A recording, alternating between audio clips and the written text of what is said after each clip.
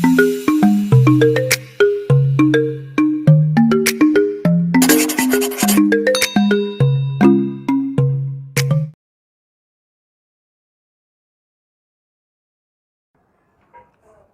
dear, you are most welcome to Hari Sir English classes.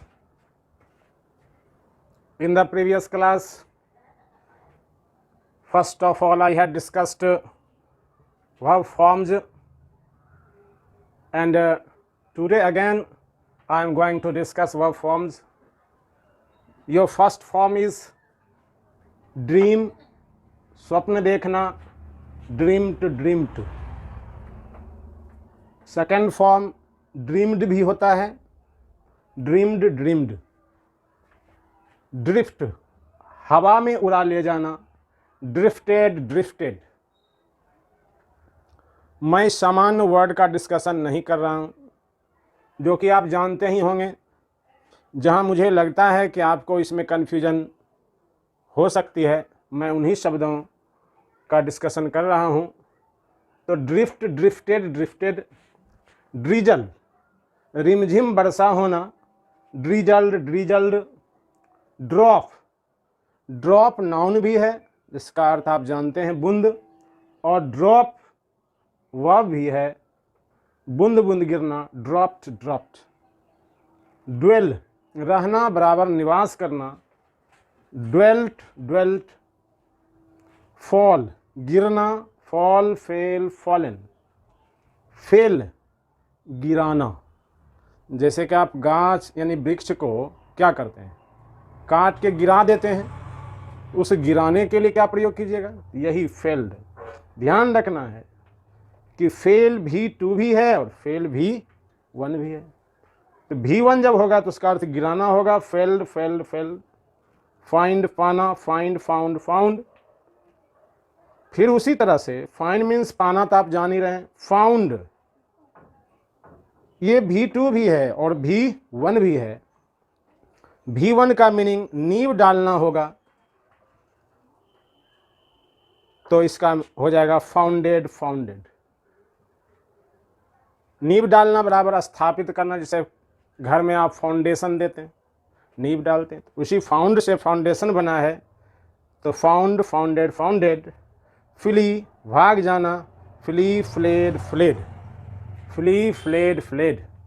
Competition में ध्यान रखना है कि वह भाग गया, पास्ट इंडेफिनिट टेंस चल ही रहा है।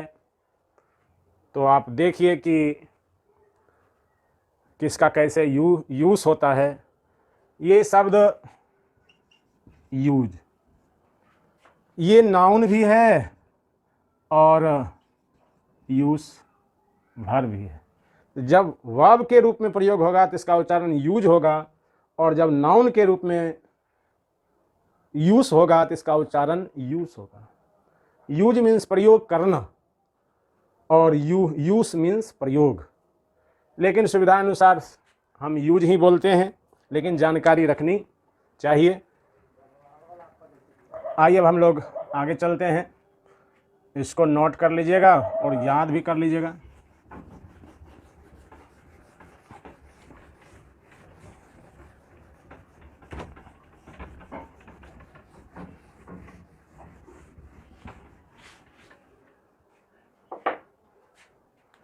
वह भाग गया, ही रैन अवे, और ही फ्लेड अवे, ही फ्लेड। ध्यान देना है कौन सही है कौन गलत है। ही रैन अवे सही है, ये कंपटीशन के पॉइंट ऑफ व्यू से रॉन्ग है। फ्लेड के साथ अवे नहीं होता है, सिर्फ फ्लेड होता है, और रन के साथ अवे होता है। आइए अब कुछ हम लोग निगेटिव का डिस्कशन कर लेते हैं। निगेटिव,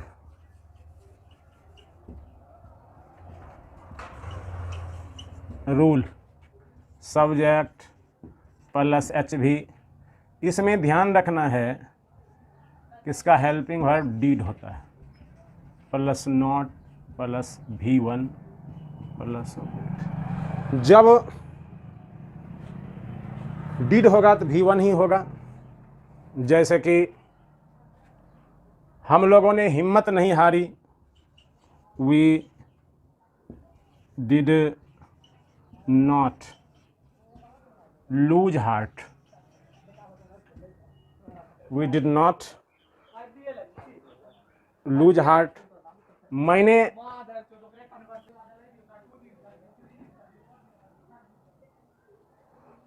अवसर नहीं गंवाया,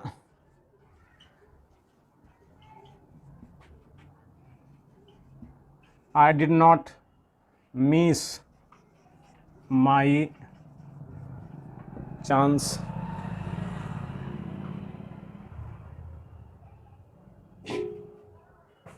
किसी ने मेरी मदद नहीं की, none helped me। यहाँ निगेटिव वर्ड का प्रयोग कर दिए, इसलिए इसमें डिड नॉट नहीं लगेगा। इसको आप ऐसे बनाइएगा, नो वन से भी, नो वन हेल्प्ड मी, तो भी निगेटिव वर्ड हो गया, इसलिए इसमें डिड का प्रयोग नहीं होगा।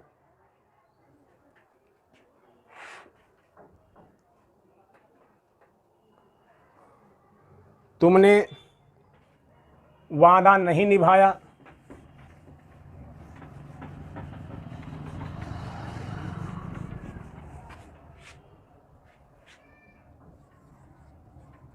You did not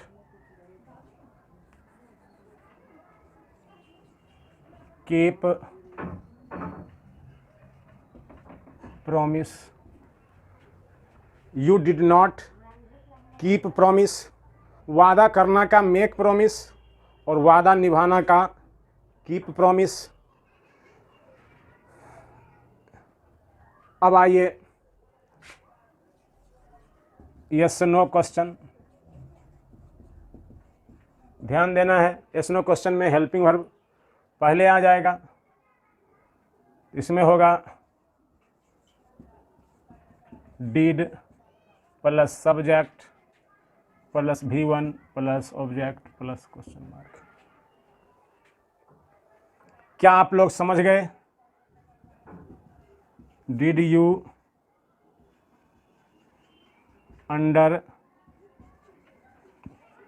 stand,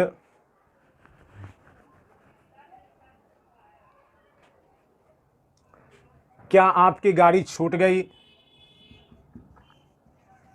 did you miss the train, did the train miss you. दोनों में से कौन सही है? तो ये सही है, ये गलत है। Did the train miss you, इसका मतलब क्या ट्रेन ने आपको छोड़ दिया? कि हम लोग बोलते हैं कि ट्रेन छूट गई, अंग्रेजी कहता है कि क्या आप ट्रेन मिस कर गए। एग्जैक्ट सेंस तो यही है, इसलिए यही यूज होता है, ऐसा प्रयोग नहीं करना है।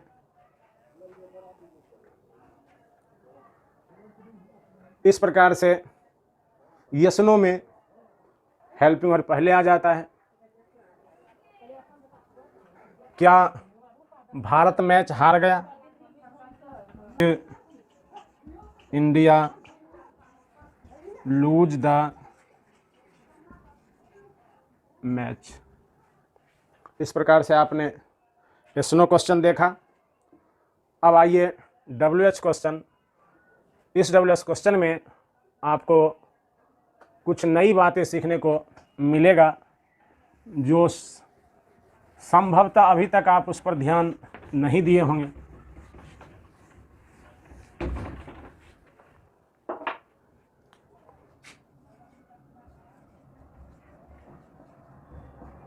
WH question rule, question plus HV did plus subject plus V1 plus object plus question. आप कब आए? When did you come की came तो कम V1 होगा। आप कितने बजे घर पहुँचे?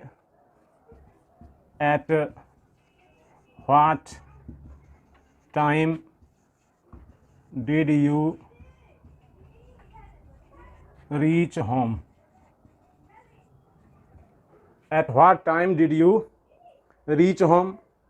आप घर कितने बजे पहुंचे? क्या हुआ? What happened?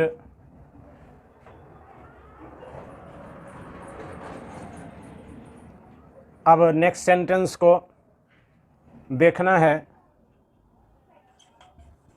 हु मीन्स कौन और which मीन्स भी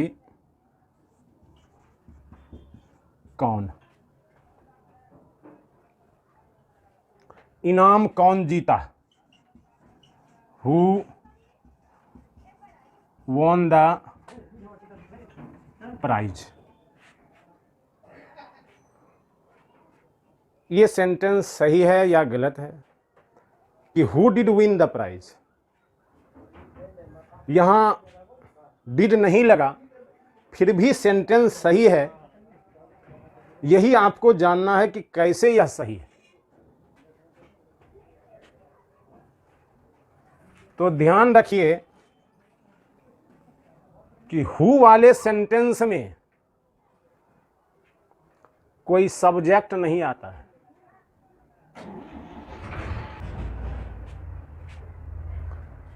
हु वाले सेंटेंस में कोई सब्जेक्ट नहीं आता है। अन्य क्वेश्चन वर्ड्स में सब्जेक्ट रहेगा ही रहेगा। जैसे कि यहां देख लीजिए, आप कब आए तो यू है, यहां भी यू है। वह कहां गया? Where did he go? यहां भी ही है, लेकिन इसमें देखिए तो सब्जेक्ट नहीं है, इसलिए यह हु ही सब्जेक्ट बन जाता है। अब सब्जेक्ट बन गया, आप देख लीजिए बनावट। सब्जेक्ट के बाद वर्ब आया। यहां डिड के कारण V1 लिखा हुआ है, लेकिन आया तो वर्ब। सेंटेंस के बनावट में भी देखिए, वर्ब आया, यू के बाद वर्ब आया। इसका तो इंट्रोगेटिव का नियम है कि हेल्पिंग वर्ब सब्जेक्ट से पहले आएगा, जैसे यहां हुआ। Where did he go, subject यहां है तो वर्ब यहां आया। लेकिन इसमें हु वाले सेंटेंस में सब्जेक्ट पहले ही आ गया, इसीलिए डिड का प्रयोग नहीं होगा। तो भी यह सही है, इसीलिए ऐसा होता है। ने तुम्हारा अपमान किया। Who insulted you. अब व्हिच से देखिए, कौन लड़का तुम्हें गाली दिया? तो व्हिच बॉय, ये व्हिच बॉय पहले आएगा, सब्जेक्ट आ गया। क्योंकि यहां क्वेश्चन वर्ड क्या है? कौन लड़का, सिर्फ कौन नहीं है, कौन लड़का। तो which boy abused you, which boy abused you, कौन लड़का तुम्हें गाली दिया। इसी प्रकार से आप प्रेजेंट इंडेफिनिट में चलिए। प्रेजेंट इंडेफिनिट में भी ऐसा ही होगा कि डू डज का प्रयोग नहीं होगा। अगर हु और व्हिच रहेगा तो वहाँ इसलिए डिस्कशन नहीं किए थे क्योंकि पास्ट इंडिफिनिट के टाइम यानी इस समय डिस्कशन करने के बाद सारा बात क्लियर हो जाएगा, आपको समझ में आ जाएगी। जैसे कि आपको कौन पढ़ाते हैं, who teaches you, who teaches you, तो यहां भी डू डज नहीं लगा।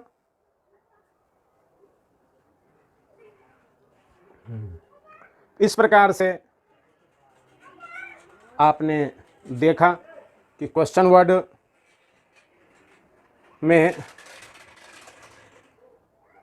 इस प्रकार से सबसे पहले क्वेश्चन वर्ड होता है हेल्पिंग वर्ब, फिर सब्जेक्ट, फिर V1। इस प्रकार से ये था आपको past indefinite tense. 10 minute और कर लो। अब आइए हम लोग पास्ट इम्परफेक्ट का डिस्कशन करते हैं।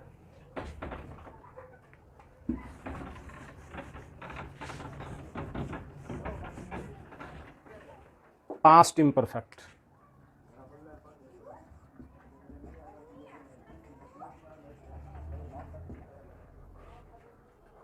past imperfect means the action which was going on in the past tense but not complete is called past imperfect. Imperfect means अपूर्ण, यानी वह काम जो पास्ट टेंस में चल रहा था, पूरा नहीं हुआ है, उसे पास्ट इम्परफेक्ट कहते हैं। जैसे हम लोग टीवी देख रहे थे, देखने की क्रिया जारी थी, बच्चे पढ़ रहे थे, गाड़ी की आवाज आ रही थी, हम लोग बैठे हुए थे। इस प्रकार से कोई काम चल रहा था, पूरा नहीं हुआ था। The action which was going on but not complete is called past imperfect.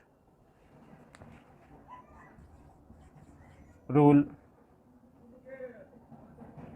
subject plus HV was there plus V4 plus subject.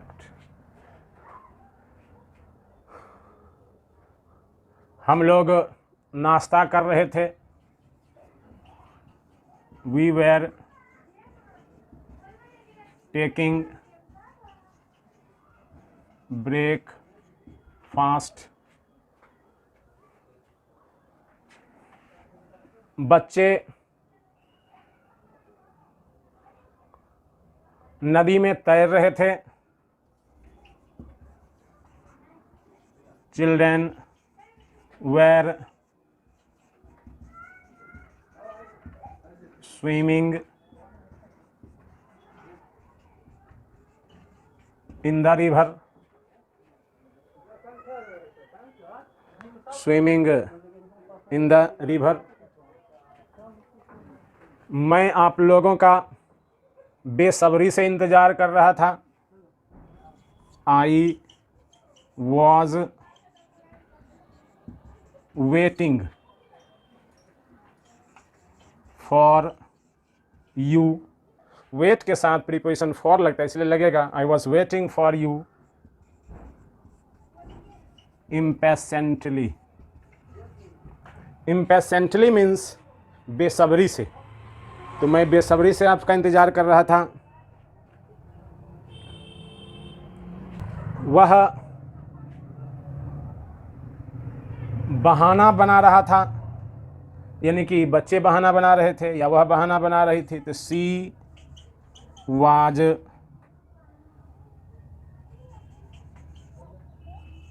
Making an excuse. Make excuse means बहाना बनाना, तो वह बहाना बना रही थी। मूसलाधार बारिश हो रही थी। It was raining cats and dogs। Phrase है या cats and dogs के स्थान पर आप हैवीली का प्रयोग कर सकते हैं। It was raining cats and dogs या it was raining heavily.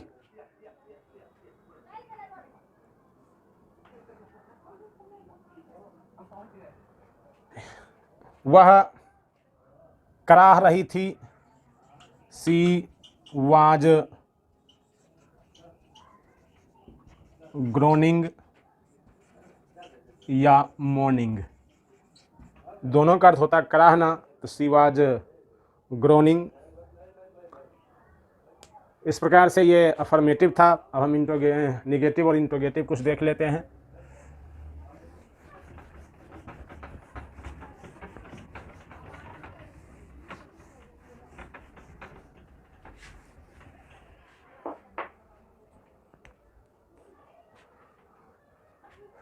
Train समय पर चल रही थी।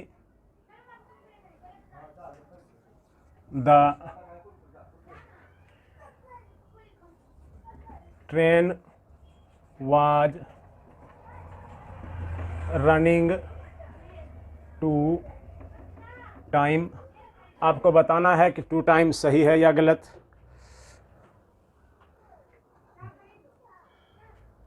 तो टू टाइम सही है। ध्यान देना है, आप प्रयोग करते हैं टाइम टू टाइम, कि टाइम टू टाइम मैं आपको गाइड करते जाता हूं, तो टाइम टू टाइम तो होता है। इस प्रकार से टू टाइम सही है। आप ऑन टाइम जाने, इन टाइम जाने, टू टाइम जाने, और ये भी जाने कि एट टाइम नहीं होता है। अब निगेटिव में कुछ नहीं, नोट लगता है। मैं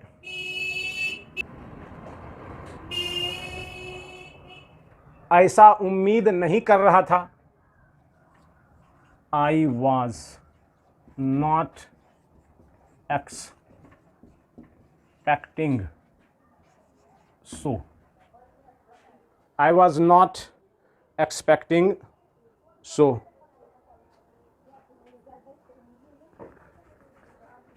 तो निगेटिव में कुछ नहीं, नोट लगेगा। क्या आप लोग बाहर खड़ा थे? Were you standing outside? Were you standing outside?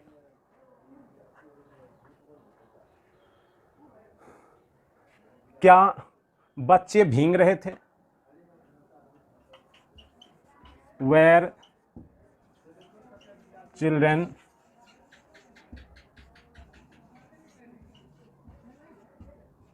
Getting wait?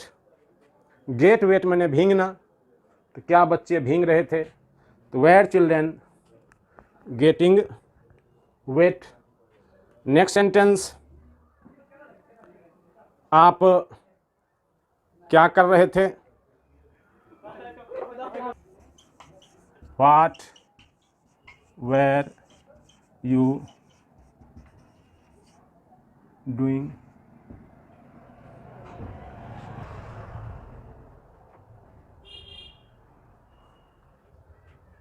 आप कहाँ से आ रहे थे?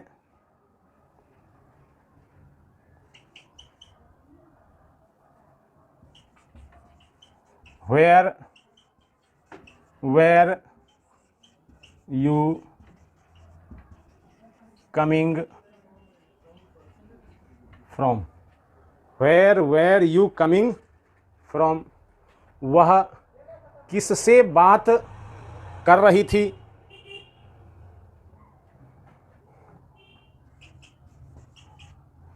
whom was she talking to? Talk के साथ प्रीपोजिशन टू लगता है, इसे लगाना पड़ेगा, और आप ऐसे ही बना सकते हैं। टू whom was she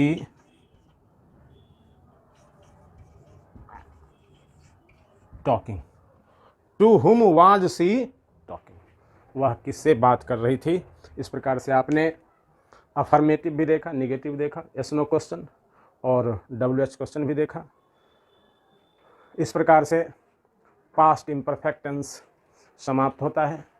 फिर नेक्स्ट क्लास में हम लोग पास्ट परफेक्ट, जो काफ़ी यूजफुल है कंपटीशन के पॉइंट ऑफ व्यू से, उसका डिस्कशन करेंगे। पास्ट इम्परफेक्ट में ज़्यादा कुछ नहीं था, इसलिए इसको हम शॉर्ट में ही कंप्लीट कर दिए। फिर पास्ट परफेक्ट का डिस्कशन करेंगे। आज के क्लास में इतना ही। Many thanks for joining us. Thanks.